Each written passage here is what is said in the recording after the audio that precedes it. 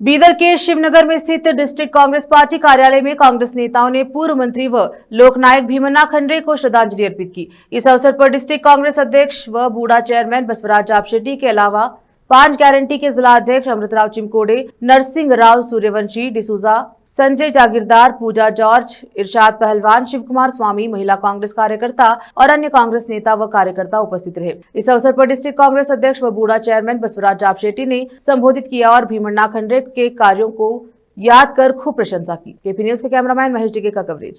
Channel को like, share, subscribe जरूर करें। धन्यवाद। ಅವ್ರ ಜೊತೆಗೆ ನಾನು ನೋಡಿದಂತ ಬಹಳಷ್ಟು ವಿಚಾರಗಳದಾವ. ಚುನಾವಣೆ ಬಂದಾಗ ಒಂದ್ಸಲ ನನಗೆ ಏನದ ಅಂದ್ರೆ ಈ ಹಲ್ಬರ್ಗ ಸರ್ಕಲ್ ಕೂತಿದ್ರು ನಾನು ನೂತ್ನೂರು ಆ ಸುತ್ತಮುತ್ತ ನೀರನಹಳ್ಳಿ, ನೂತ್ನೂರು, ಜಾಂತಿ, ಕಣಜಿ, ಹುಣಜಿ ಈ ಕಡೆ ನಿಂಬಿದ್ರೊಳಗೆ ನಾನು ಬರ್ತಿದ್ದಲ್ಲ. ಯಾವಾಗಲೂ 3 ದಿವಸ ನಾನು ಪೂರಾ ಕ್ಯಾಂಪ್ 3 ದಿವಸ 4 ದಿವಸ ಅದೇ ಹೇಳ್ತಿದ್ದೆ. ಚುನಾವಣೆ ಮಾಡಬೇಕು ಮತ್ತೆ ನಾವು ನಮ್ಮ ಇದ್ರೊಳಗೆ ನಾವು ಇರಬೇಕು. ನಾವು ಹಿಂಗೆ ಓಪನ್ ರಾಜಕೀಯದಾಗೆ ನಾ ಬಂದಿಲ್ಲ. ಅವ್ನು ಚುನಾವಣೆದಾಗೆ ಮಾತ್ರ ನಾನು ಓಡಾಡ್ತಿದ್ದೆ. ಅವ್ರಿಗೂ ಹಾಗೆ, ವಿಜಯಕುಮಾರ್ ಅವ್ರ ಹಾಗೆ ಹೀಗೆಲ್ಲ ಮಾಡ್ಕೊಂಡು ಬಂದೆವು. ಸಕ್ರಿಯವಾಗಿ ನಾನು ಭಾಗವಹಿಸಿದ್ದು ಈಚೀಚೆಗೆ ಈಶ್ವರ ಖಂಡ್ರೆ ಅವರು ಇದ್ರೊಳಗೆ ನಾನು ಬಂದಿದ್ದೀನಿ. ಹಾಗೆ ನನ್ನ ಬೆಳವಣಿಗೆಯಲ್ಲಿ ಕೂಡ ಅವ್ರದೇ ಆದ ಬಹಳ ದೊಡ್ಡ ಕೊಡುಗೆ ಇದೆ. ಸಮಾಜಕ್ಕೆ ಮಾಡಿದಂತೂ ಇಲ್ಲಿವರೆಗೆ ಇಷ್ಟೆಲ್ಲ ಜನ ತಾವು ಹೇಳಿದ್ರಿ, ಯಾವ್ದು ಮಾತೇನಾದ್ರೆ ಇದು ಮಾಡಪ್ಲೇ ಇಲ್ಲ. ಒಂದ್ಸಲ ಬೆಂಗಳೂರಿಗೆ ಏನಂತಂದ್ರೆ ನಾನು ಅವ್ರ ಜೊತೆ ಹೋಗಿದ್ದೆ ಯಾವ್ದೋ ಒಂದು ಕೆಲಸಕ್ಕೆ. ಅಲ್ಲಿ ಹಾಸನ್ ಕಡೆನವ್ರು ಯಾರೋ ಒಬ್ರು ಕೂತಿದ್ರು ಗಾಡಿದಾಗ. ಭೀಮಣ್ಣ ಖಂಡ್ರೆ ಸರ್ ಮೇಲೆ ನಾನು ಒಂದು ಆಫೀಸ್ಗೆ ಹೋಗಿ ಬರ್ತೀನಿ, ನೀವು ಕೂಡ ಕಾರ್ದಾಗ ನಾನು ಇಬ್ರು ಕೂತೇವು.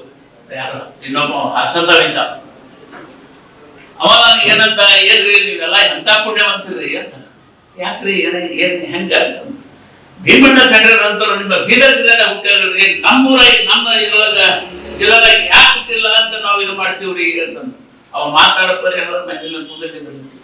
ಅವರು ಆ ಟೈಮ್ದಾಗ ಏನಂತಂದ್ರೆ ಆ ರೀತಿ ಅವ್ರದೊಂದು ಅಸೆಂಬ್ಲಿದಾಗ ಆ ರೀತಿ ಒಂದು ಗರ್ಜನೆ ಇತ್ತು.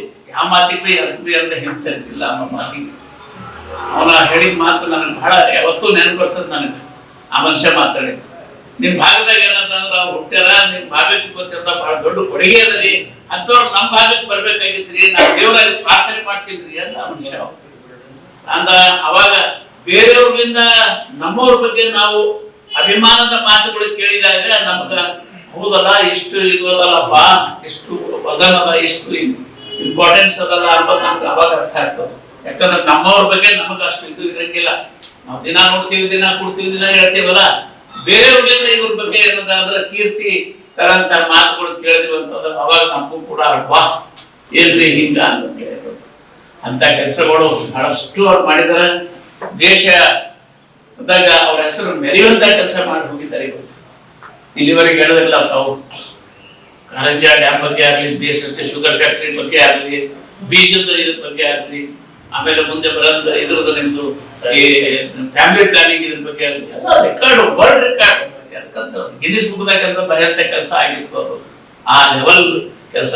ಸರ್ಕಾರ DC ಅವರು ಅಸಿಸ್ಟೆಂಟ್ ಕಮಿಷನರ್ ಒತ್ತು ಹೇಳಿದ್ರೆ ಇದು ಮಾಡುತ್ತಾರೆ. ಅವರನ್ನು ನೀವು ಯಾರು ಒತ್ತು ಬೇಕಾಗಿಲ್ಲ, ಎಷ್ಟು ಬೇಕು ಹೇಳ್ರಿ ಆ ಸಂಖ್ಯೆ ನಾನು ಕೊಡಿಸ್ತೀನಿ.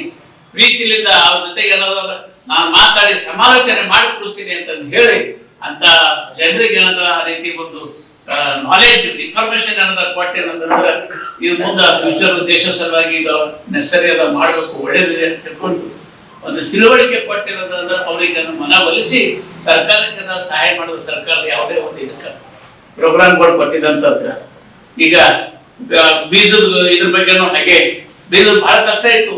ಎಲ್ಲರಿಗೆ ಏನಾದ್ರು ಒಕ್ಕಟ್ಟಾಗಿ ಕೂಡ್ಸಿರೋದಂದ್ರೆ ಗೋಡಾನೆ ನಾವು ಹೊಡಿತೇವೆ ನಾವು ತೆಕ್ಕೋತೀವಿ ಅಂತಂದಾಗ ಸರ್ಕಾರ ಎಚ್ಚರಿಕೆ ಆಗಿ ಮತ್ತೆ ಎಲ್ಲರಿಗೆ ಅದ್ರ ಬೀಜ ಹಚ್ತು, ಗೊಬ್ಬರ ಹಚ್ತು, ಮತ್ತೊಂದು ಅನೇಕ ರೀತಿ ಇಂಥವೇನಂದ್ರೆ ಅವ್ರು ಇದು ಮಾಡಿದ್ದಾರೆ.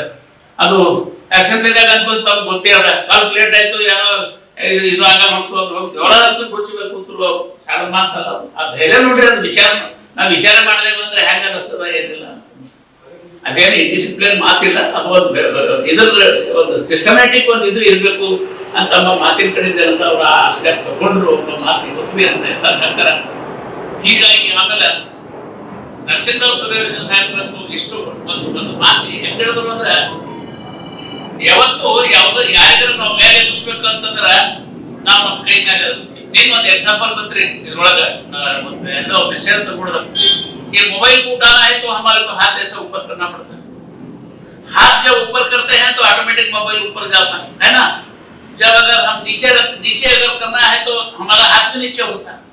तो किसी आदमी को अगर ऊपर करने का है तो वो आदमी जो वो खुद को क्या है बोले तो वो बड़ा आगे जाने के मालिश क्या है बोले तो वो आदमी को उसको आगे लेके जाने का हिम्मत होता है।